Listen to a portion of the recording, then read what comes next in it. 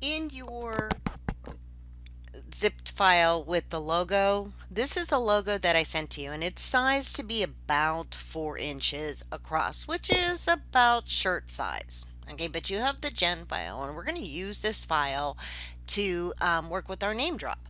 So let's go up to, our name drop icon and click on this. And we're back to kind of our default settings. We have the auto space. Depends on what you want to do. 17.5 is really not that big, but it might be bigger than what you need. And you know, we're going to go ahead and take a look at why you would use name drop, why it would come in handy.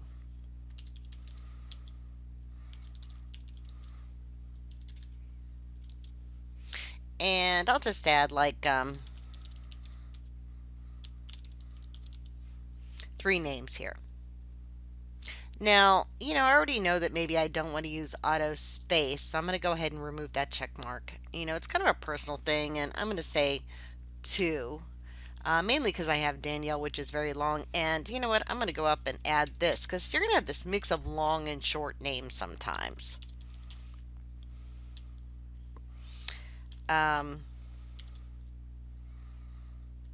Let me think of, we'll just make her sales. How's that? So you've got this, you know, um, mix of long and short. And you know what? We're going to change this way so you get an idea of what things are looking like, right? Long, short, short, long, right?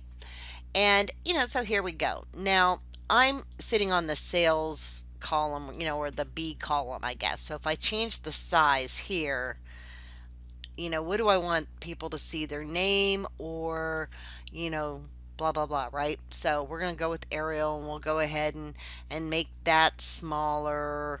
We'll leave their names at the standard size, see? And auto space is off. We're all at 2 and we're going to align these in the middle. So we're going to also change the color to black for right now and say OK. And let's go ahead and generate. All right, now you can see at 4 inches that this name's way more than what I would want it to be, and even education is a little, dicey, right? So we're going to come back up here. And I removed the auto space, but we left it at 2. So I'm going to take that down to 1.5. Same thing over here. I'm going to take that down to 1.5. And let's say OK and see if that spaces things a little tighter. Maybe a little bit. But I'm going to go ahead and I keep getting the logo here, which is okay too, because I can just move the logo. But let's move the logo up. All right, this is not going to work well. This is not going to work well. The spacing doesn't seem to be good, but I'm going to go ahead and move these up, and let's left click and drag, and we're going to center everything.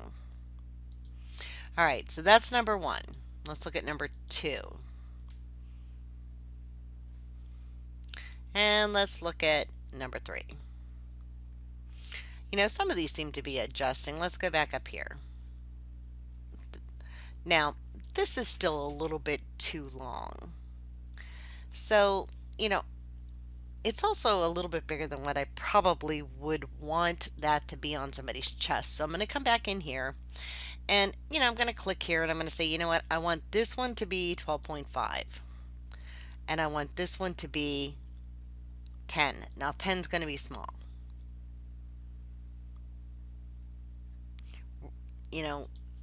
I tried to remove the auto space, so hopefully the auto space is gone on both of these now. And I'm going to say OK. And there we go. We've got this shrank down a little bit. Now I'm just going to left click on that logo and I'll move it down. Okay, now when I'm doing this, I want this color to be black as well. So I'm going to come over and click on that orange and change it to black. And let's regenerate. And put a trim there. Because what happens with this is the trims just don't get inserted here. And it usually isn't that big of a deal because, you want these close enough that you're not trimming all the time. But, just so you know. All right, so let's take a look. Here we go.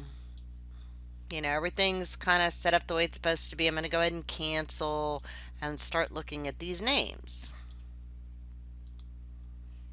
This is looking pretty good. And now I just have to decide, do I want to move this up closer? And, let's go take a look.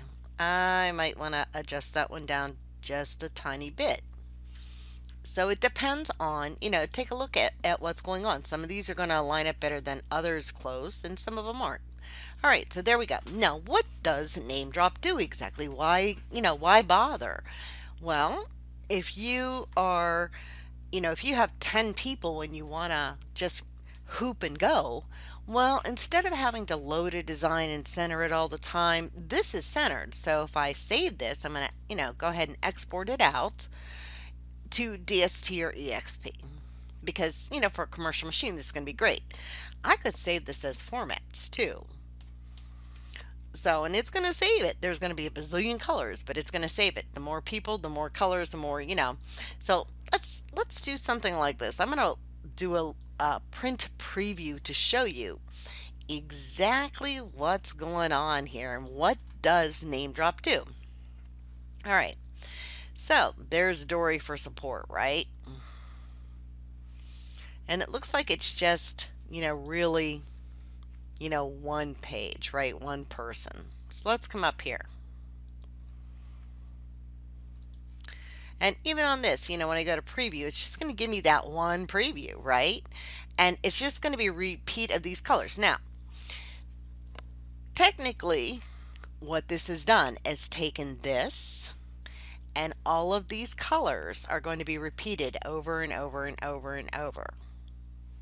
So let me close this, and the only way to really show you what this is going to do is going to be to literally save this as a DST and bring it in. So I'm going to go ahead and put that to gray. Now I'm going to export this as a DST, and I'm not going to save it in my drop table. I could if I wanted to and save the whole file in the drop table, but I'm not. I'm going to take it up so that I can pull it in, and let me save it in the lessons here.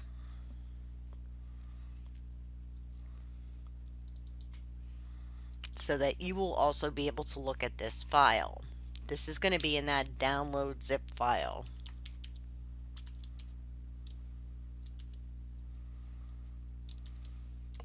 Okay, so I just put logo ND4, saving it as a DST file, and I'm going to save it. All right, so now, do I want to save the gen file of this? Of course, I would save my gen file for my customer as well because I can edit that. So let's come over here, and I'm going to import that file back in because you can see everything's on top of each other, right?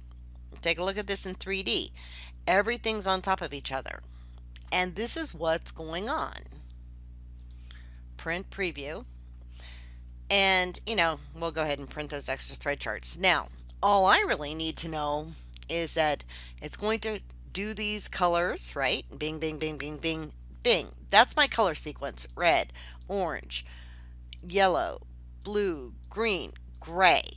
And then when red starts, I've got another shirt on there or a hat or whatever I'm doing. And you can see it's just going to do these. It layers this over top of it so that they are perfectly lined up. And even though it looks like there's a bazillion of these, it's just going to keep sewing this so you don't have to load it on a commercial machine over and over and over and over and try to center it. This is exactly in the same spot. So if you have a hooping station, you're going to hoop your shirts in the same spot or your hats the same spot, and you never have to open up the file for, say, like Tim or for Dory or for Danielle. These files are already in the computer of your embroidery machine, and you will just have to sequence the threads, and it would be your red thread, your orange thread, your yellow, the blue, the green, the gray, and then you're back to the red. And so if this is 1 2 3 4 5 6 1 2 3 4 5 6, and you would just use that sequence over and over, and it's going to stitch the correct names. So I hope that makes sense. So that is what NameDrop is for, and that is what NameDrop does. And I'm going to give you the DST file to look at. But you can check here. You can see that color kind of got a little bit funky. And if you want to make sure your colors are all the same, not that it makes much difference, but on the printout it might. If you have someone, you know, there you go. All your colors will be the same now. All right, we're going to look at NameDrop in a different way as well without using the NameDrop system.